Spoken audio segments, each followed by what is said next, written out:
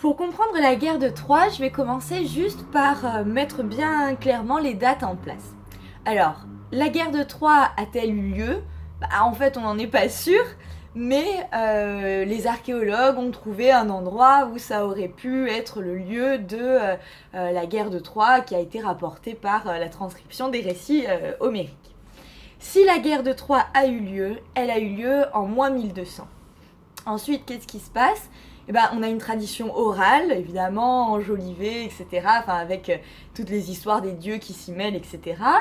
Et cette tradition orale arrive à travers la bougie d'Homère, mais là on est déjà beaucoup plus tard, on est au 8e siècle avant Jésus-Christ. Et donc Homère raconte la guerre de Troie dans l'Iliade, parce que le nom de Troie c'est Ilion, donc Ilion, Iliade, et l'épisode qui clôture la guerre de Troie, qui est l'épisode du cheval de Troie, et dans l'Odyssée, c'est le récit du retour d'Ulysse. Vous voyez le lien entre Ulysse et Odyssée, c'est la racine du nom.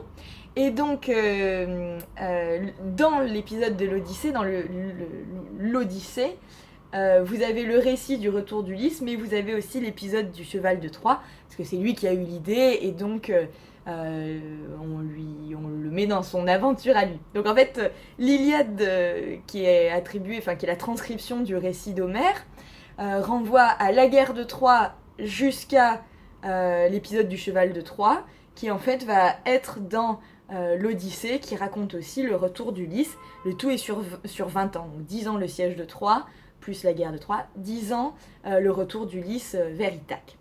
Alors, pour comprendre un petit peu quels vont être les belligérants, pourquoi on va avoir cette guerre, etc. Tout part d'une femme, hein, c'est dans la tradition, c'est pas pour rien qu'on considère qu'une femme, ça met la route vers les embrouilles, il y a plein de chansons en ce sens, je m'étends pas sur la question, mais c'est ancré dans notre imaginaire. En tout cas, ça nous vient aussi de ce mythe-là. Et donc, à la base de tout, il y a une femme qui est superbe, magnifique, et qui s'appelle Hélène. Donc Hélène, c'est la femme la plus belle du monde, en tout cas du monde grec, parce qu'on avait une vision un petit peu réduite du monde à l'époque.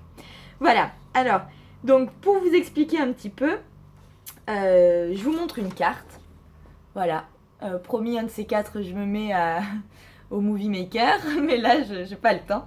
Donc, sur cette carte, vous voyez, ici, vous avez le monde grec, ici, vous avez Troie. Donc Troie, si vous regardez bien, c'est sur le territoire de l'actuelle Turquie, d'accord ? En Asie mineure. Ici, vous avez le monde grec, et vous savez que le monde grec était constitué de différentes cités ayant chacune un roi. Donc vous avez Ithaque avec Ulysse, vous avez Pylos avec Nestor, vous avez Sparte avec Ménélas, vous avez Mycène avec Agamemnon, etc., etc. Voilà, je vous ai cité les personnages qu'on retrouvera quand je vous raconterai le cœur de la guerre de Troie. Et en fait, ces gens qui règnent sur des cités sont en âge, sont en âge d'avoir un certain goût pour le sexe opposé. Enfin, il n'y a pas d'âge pour ça d'ailleurs, mais en tout cas, ils ont les hormones à bloc, hein, si on peut parler ainsi.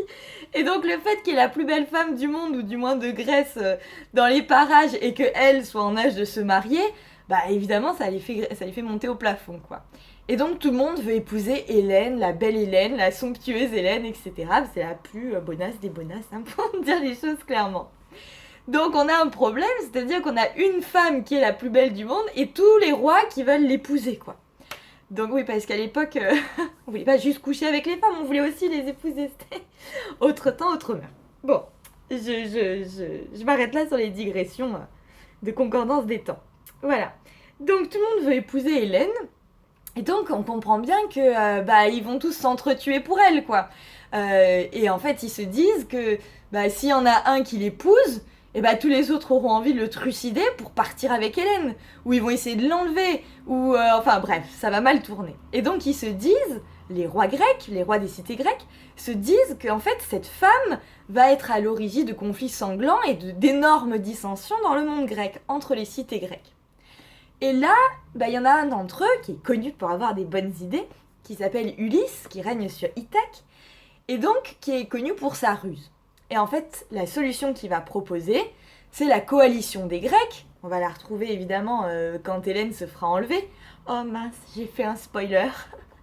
Donc Ulysse propose une chose, il dit bah c'est très simple, Hélène va choisir elle-même celui d'entre nous qu'elle veut épouser et on respectera son choix. Et s'il arrive quoi que ce soit, soit à Hélène, soit à l'homme qu'elle a choisi, eh bien nous ferons une coalition, nous les autres rois des cités grecques, on se mettra tous ensemble pour venger Hélène ou pour venger celui qu'elle a choisi. Voilà. Et donc c'est la coalition grecque. On laisse donc le choix à Hélène de choisir, de prendre pour époux celui qu'elle souhaite. Elle choisit le beau Ménélas. Donc elle choisit Ménélas et donc elle va régner avec lui sur Sparte. Et les autres, bah écoute, ils se font une raison, ils sont super dépités, ils prennent d'autres femmes, peut-être moins somptueuses, mais bon, ils se font une raison, de toute façon ils les tromperont tous, et puis il y aura plein d'histoires d'inceste assez dégueulasses. Mais donc tout le monde se fait une raison.